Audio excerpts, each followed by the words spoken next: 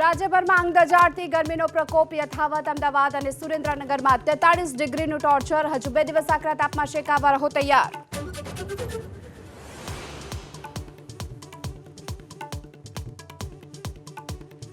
આજે ઇફકોના ચેરમેન અને વાઇસ ચેરમેનની ચૂંટણી। દિલીપ સંઘાણી બિનહરીફ ચૂંટવાની શક્યતા। ચેરમેન વાઇસ ચેરમેનની 21 ડિરેક્ટર કરશે પસંદગી। ક્રિકેટ સટ્ટાના કનેક્શનમાં અમદાવાદ અને સુરતની 24 આંગડિયા પેઢીમાં સીઆઈડી ક્રાઇમના દરોડા। 12 કરોડની રોકડ જપ્ત। રાજકોટમાં આંગડિયા પેઢીના વેપારીઓમાં ફફડાટ।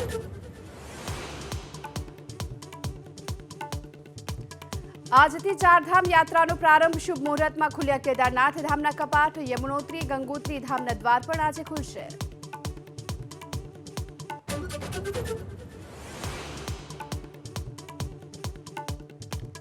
મધ્યપ્રદેશના ભોપાલમાં મકાનમાંથી મોટી માત્રામાં ઝડપાઈ રોકડ। 1 રૂપિયાથી લઈ 500 રૂપિયાની નોટના મળી આવ્યા બંડલ। હજુ પણ રોકડની ગણતરી યથાવત।